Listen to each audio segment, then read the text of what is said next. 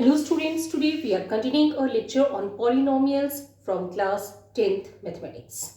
We are continuing the introduction part and today we are studying the relationship between zeros and coefficients of a polynomial. यानी कि जो zeros हैं और जो coefficients हैं polynomial के उनके बीच में क्या relationship है.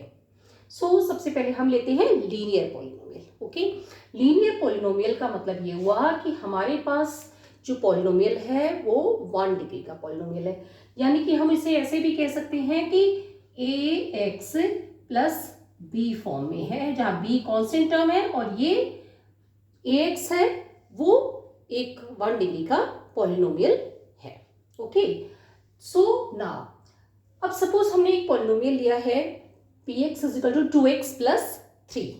ओके, और k जो है वो एक जीरो ऑफ द पॉलिनोमियल है. यानी कि एक ऐसा नंबर हम x को लेंगे, जब हम x का वो नंबर लेंगे तो जो पॉलिनोमियल है वो जीरो के बराबर आ जाएगा. यानी px की वैल्यू है वो जीरो हो जाएगी. सीधा सा मतलब ये है कि हम k को k is the zero of the polynomial, that means x की जगह पे हम k लेंगे तो पॉलिनोमियल जीरो के बराबर हो जाएगा. जैसे pk is equal to zero. Okay, अब हमने क्या लेना है, अगर k zero of the polynomial है तो हम क्या करेंगे, जहां जहां x है वहां पे k पुट कर देंगे. So pk is equal to 2k plus 3. Okay, हमें पता है कि अगर k zero of the polynomial that means कि pk is equal to zero. That means कि इस वैल्यू की जगह हम जीरो पुट कर सकते हैं. तो हमारा क्या हो जाएगा, zero is equal to 2k plus 3, या हम कह सकते हैं 2k plus 3 is equal to zero. Okay, it's all the same. अब यहाँ पे 3 प्लस का यहाँ आएगा तो माइनस हो जाएगा, तो हमारे पास हो जाएगा 2k is equal to minus 3. अब यहाँ पे k और 2 दोनों मल्टीप्लाई हो रहे हैं. ओके, तो हम यहाँ पे 2 को इधर लेके आएंगे तो क्या होगा, वो डिवाइड हो जाएगा. k is equal to minus 3 upon 2. तो k की वैल्यू हमारी आ गई है माइनस 3 अपॉन 2. और अगर जहां पे हम k की वैल्यू माइनस 3 अपॉन 2 रखेंगे इस पॉलिनोमियल में तो pk है वो जीरो के बराबर हो जाएगा. ओके, नाउ हम इसे जनरलाइज्ड वे में और इसको देखना है. सपोज मैं कहती हूं कि if k is a zero of polynomial px is equal to ax plus b. अगर k जीरो पॉलिनोमियल है, px is equal to ax plus b जो कि जनरल टर्म है, दैट मीन्स कि pk is equal to zero.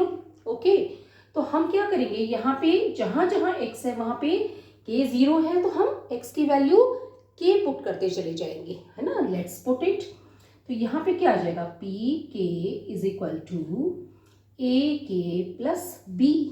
Okay, अब हमारे pk हमें पता है कि जीरो के बराबर है जब k zero of the polynomial होगा. सो दैट मीन्स अगर pk जीरो के बराबर है तो हम यहाँ पे जीरो लिख सकते हैं. हमने यहाँ जीरो लिख दिया. This is equal to ak plus b. हम इधर ले आते हैं तो ये क्या हो गया, ak plus b is equal to zero. That means b यहाँ पे प्लस में है, यहाँ आएगा तो माइनस हो जाएगा. तो ak is equal to minus b हो गया हमारा. अब हम यहाँ देख रहे हैं कि a k से मल्टीप्लाई हो रहा है, यहाँ आएगा तो डिवाइड हो जाएगा. तो k की वैल्यू हमारी क्या आ गई, minus b upon k. Okay, now minus b का सीधा सा मतलब क्या है, that means this is constant term.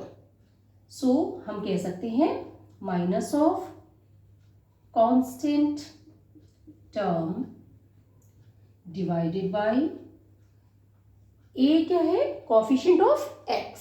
Okay, so this is coefficient of x.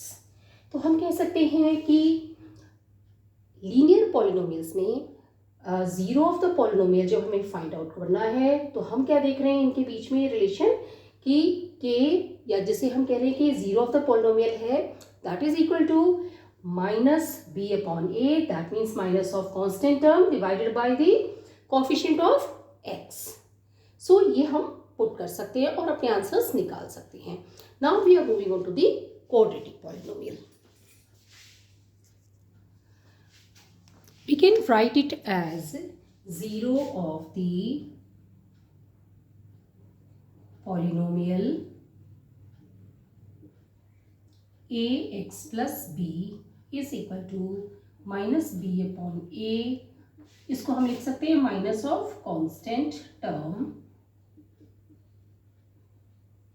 Divided by coefficient of x.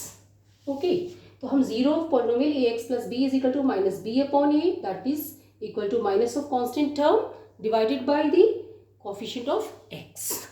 Okay, so इस तरीके से हम लीनियर पॉलिनोमियल का 0 निकाल सकते हैं. Now we are moving to the next.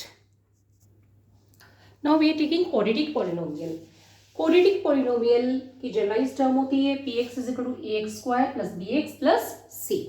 Now, if alpha and beta are the zeros of the quadratic polynomial, px is equal to ax square plus bx plus c, where a is not equal to 0, then we know that x minus alpha and x minus beta are factors of px. Okay, तो हम इसे याद कर सकते हैं alpha plus beta, that is the sum of zeros is equal to minus b upon a. That means minus b means minus of coefficient of x divided by a. A is coefficient of x square. Then the product of zeros alpha into beta is equal to c upon a. Product of zeros is equal to c is the constant term divided by coefficient of x square, that is a. A is coefficient of x square. अब हमने एक example है उससे हमें clear करना है कि क्या ये एक्चुअल में एग्जिस्ट करते हैं. So let's see with an example. Example है px is equal to 2x square minus 8x plus 6. तो सबसे पहले हमें देखना है कि ये जो मिडिल टर्म है ये सम ऑफ टू नंबर्स होगी और ये जो दोनों हैं ये प्रोडक्ट होंगे. ओके, तो हमने क्या किया तो हमारे पास क्या आएगा 2x square into 6 is equal to 12x square. अब हमें इस 12x स्क्वायर को इस तरीके से करना है कि जो 12 है वो सम करें तो 12 आपका 8 आ जाए और दो नंबर ले जिनका प्रोडक्ट करें तो हमारा 12 आ जाए. तो सपोज मैंने सम करें तो -8 आ जाए. ओके, तो सम करेंगे तो -8 कैसे आएगा, -6 प्लस -2. ओके, तो हमारा क्या आ जाएगा 6 2 ज़ा 6 प्लस -2, तो ये हो जाएगा -8. ओके, और हम करते हैं इसका प्रोडक्ट तो -6 इंटू -2 करेंगे तो हमारा आ जाएगा 12. माइनस एंड माइनस हो जाएंगे प्लस, 6 2 ज़ा 12. तो इसका मतलब ये हुआ कि जो मिडिल टर्म है इसे मैं स्प्लिट कर देती हूँ. तो मैं इसे स्प्लिट करूंगी तो मेरे पास क्या आएगा 2x square minus 6x minus 2x. मतलब -8 को मैंने स्प्लिट किया -6x और -2x में प्लस 6. ओके, अब नेक्स्ट स्टेप में मैं क्या देख रही हूँ, इन दोनों में क्या कॉमन है. इन दोनों में एक तो 2 कॉमन आ जाएगा, एक इन दोनों में x कॉमन आ जाएगा. तो मैंने 2x बाहर ले लिया. मेरे पास यहाँ क्या बचा, यहाँ 2x स्क्वायर में से 2x बाहर आ गया तो मेरे पास बचा x. यहाँ पे 6x था, 2x बाहर आ गया तो यहाँ बचा मेरे पास -3. ओके, नाउ -2 मैंने यहाँ पे लिया. सपोज मैं यहाँ पे ले रही हूँ -2 आउटसाइड में क्योंकि इन दोनों में कॉमन 2 है. -2 मैंने आउटसाइड में लिया तो मेरे यहाँ पे क्या आ जाएगा, यहाँ बचा मेरे पास x. यहाँ मेरे पास क्या आएगा, 2 आउटसाइड ले लिया तो 2 3 ज़ा 6 होता है तो मेरे पास यहाँ आ जाएगा -3. ओके, अब मैं इसमें क्या देख रही हूँ, क्या कॉमन है, x -3 दोनों में कॉमन है. ओके, तो मैंने क्या किया, x -3 ले लिया, 2x -2. ओके, अब 2x -2 में भी 2 कॉमन आ जाएगा तो हमारे पास क्या आ जाएगा 2x -3 x -1. ओके, अब हम क्या देख रहे हैं कि जो px है इसके फैक्टराइज किया तो हमारे पास ये फैक्टर्स आ गए. अब हमें क्या है कि इसके जो है जीरोस निकालने, तो हम क्या करेंगे x -3 is equal to 0, that means x की वैल्यू क्या आ गई मेरे पास, ये -3 यहाँ आएगा तो प्लस में चला जाएगा, 3 आ गई। Again x -1 is equal to 0, तो ये -1 यहाँ आएगा तो ये प्लस में कन्वर्ट हो जाएगा, तो x इज इक्वल टू +1 हो जाएगा, यानी कि x इज इक्वल टू 3 एक रूट हो जाएगा, एक 0 हो जाएगा, और x इज इक्वल टू 1 है वो दूसरा 0 हो जाएगा। अब हमें इसको करके देखना है कि क्या ये चीज वैलिड है। तो हमने क्या करना है, एक 0 है 3, एक 0 है 1, ओके। तो हम यहाँ पे करते हैं सम ऑफ जीरोस करते हैं, यानी कि alpha plus beta. Suppose alpha मान लिया 3 और बीटा मान लिया 1, तो हमारे पास क्या आ जाएगा, 3 + 1 इज इक्वल टू 4, ओके। अब ये हमारे पास आ गया 4। अब हमने देखा -b/a, क्या इसका भी हमारे पास वैल्यू सेम आती है। तो हम इसको 4 को हम देखें तो हम किस तरीके से लिख सकते हैं, हम 4 को इस तरीके से लिख सकते हैं, this is equal to minus of minus. अगर हम b/a लेते हैं तो देखो b/a में क्या आ रहा है हमारा, -b/a लिया तो हमारे पास क्या आ जाएगा, b यहाँ पे क्या है -8 है, ओके। तो माइनस ऑफ -8/a की वैल्यू क्या है, यहाँ पे 2 है, मैंने 2 पुट कर दी, तो ये माइनस और माइनस हो जाएंगे प्लस, तो 8/2, तो ये आ गया 4, यानी कि अल्फा प्लस बीटा यानी कि the sum of zeros is equal to -b/a, क्योंकि दोनों ही कंडीशन की हमारे पास 4 आया है, okay. Now we take the product of zeros, okay. Product of zeros हम लेते हैं अल्फा इंटू बीटा, तो हमारे पास क्या है, 3 है, एक 0, एक 0, 1 है, तो मेरे पास आ जाएगा 3 × 1 is equal to 3। Now product of zeros किसके बराबर है, constant term upon coefficient of x², यानी कि c/a के बराबर है। तो c हमारा यहाँ पे क्या है, 6 है, तो मैंने यहाँ पे लिख दिया 6, और a हमारा क्या है, यहाँ पे 2 है, ओके। मैंने लिखा 2, तो 2 × 2, 2 × 3 = 6। तो हमने इसमें क्या देखा कि alpha into beta that means product of zeros is equal to c/a। तो ये चीज़ मैंने आपको इस एग्जाम्पल से प्रूव करके भी दिखा दी है। Now I will be taking generalized term ax² + bx + c, और मैं उसे जीरोस निकालती हूँ। Now I am taking the generalized term ax² + bx + c, और इसके फैक्टर्स मुझे दिए हुए हैं, इनको लेके मैं आपको सम ऑफ जीरोस और प्रोडक्ट ऑफ जीरोस निकालने बताती हूँ। नाउ मैंने एक पॉलिनोमियल लिया है ax² + bx + c, और इसके जो फैक्टर्स क्या है, x - alpha, x - beta, okay. तो मैंने लिया कि k इज कांस्टेंट और फैक्टर्स हैं x - alpha, x - beta, okay. Now अब मैं इसे सॉल्व करती हूँ तो मेरे पास क्या आएगा कि x × x हो जाएगा मेरे पास x², x × -beta -beta x, minus alpha × x -alpha x, -alpha × -beta plus alpha beta, क्योंकि माइनस और माइनस क्या हो जाते हैं, प्लस हो जाते हैं। नेक्स्ट स्टेप में मैं क्या करूंगी, k इज कांस्टेंट, k क्या है यहाँ पे, कांस्टेंट है, ओके। नाउ मेरे पास आ गया x², यहाँ पे -बीटा x -अल्फा x है, तो मैं माइनस आउटसाइड रख लेती हूँ, ओके। और ब्रैकेट में मेरे आ जाएंगे alpha plus beta x, okay. Minus outside रख लिया तो मेरे को अंदर मिला beta x plus alpha x, उसमें x कॉमन था, मैंने आउटसाइड रख लिया, बीच में आ गया alpha plus beta plus alpha into beta, okay. Now this whole is equal to ax² + bx + c।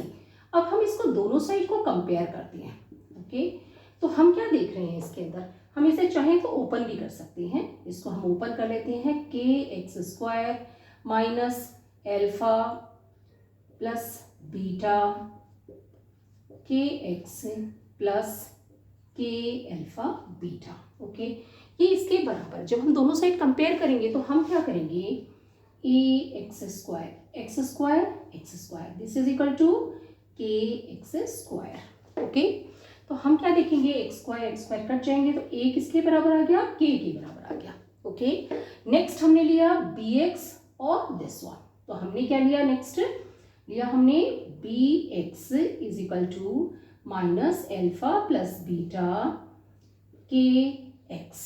Okay, अब हमने इसमें क्या देखा, x और x कैंसिल हो गए, यहाँ पे बचा k, तो हम क्या देख रहे हैं कि k की जगह पे हम क्या लिख सकते हैं, a भी लिख सकते हैं, बिकॉज k है वो a के बराबर है, तो हमारे पास आ जाएगा b is equal to minus alpha plus beta, चाहे तो हम इस k को पहले यहाँ ले आते हैं, तो ये हो जाएगा b upon k। Okay, next step में k की जगह पे हम a लिख देंगे, तो ये क्या आ जाएगा हमारे पास, b upon a is equal to minus alpha plus beta. Okay, third step में हम देख रहे हैं कि हम क्या कर रहे हैं, c is equal to k alpha beta. Okay, तो हमारे पास क्या आ गया, थर्ड स्टेप में c को कंपेयर किया is equal to k into alpha into beta, तो हमारे पास क्या है, एल्फा बीटा यहाँ रहेगा, तो ये k इधर आएगा तो यह मल्टीप्लाई हो रहा था, यहाँ आएगा तो डिवाइड हो जाएगा, k किसके बराबर है, a के बराबर है, तो हमारे क्या आ जाएगा c upon a is equal to alpha beta. अब देखिए इसके अंदर हमने जो निकाले थे minus alpha plus beta. Okay, अगर हम ये माइनस यहाँ से हटाते हैं तो माइनस यहाँ आ जाएगा और हमारा यहाँ पे क्या आ जाएगा, alpha plus beta is equal to minus b upon a, sum of zeros हमारा आ गया। ओके, नाउ यहाँ पे क्या है, हम क्या देख रहे हैं, alpha into beta, product of zeros is equal to c upon a। अब हमें पता चल गया कि ये सारी चीजें हमें कैसे मिली है। Okay, now you can clearly see कि the sum of zeros is equal to minus b upon a, product of zeros is equal to c upon a, और हमें पता है कि b क्या है, basically b is the coefficient of x and a क्या है, coefficient of x square. Okay, again c upon a, c क्या है, कांस्टेंट टर्म है, a क्या है, it is coefficient of x square. So इस तरीके से हमें ये पूरा मिला है, और हम इसमें क्या थी, इसी तरह के क्वेश्चंस आएंगे जहाँ पे जीरोस दिए गए होंगे और हमें फाइंड आउट करना पड़ेगा, और दूसरे कुछ तरह के क्वेश्चंस क्या आएंगे कि जहाँ पे सम ऑफ जीरोस दिया गया होगा या प्रोडक्ट ऑफ जीरोस दिया गया और हमें इक्वेशन बनानी होगी। सो वो क्वेश्चंस हम करेंगे साथ साथ, तो हम और अच्छे से इस चीज़ को समझ सकेंगे। आई होप कि आपको ये चीज़ समझ आ गई होगी, कोई चीज़ नहीं समझ आए तो कमेंट बॉक्स में लेके पूछ सकते हैं। वीडियो पसंद है तो लाइक करें, चैनल को सब्सक्राइब करें, अपने फ्रेंड्स के साथ शेयर करें। Thank you.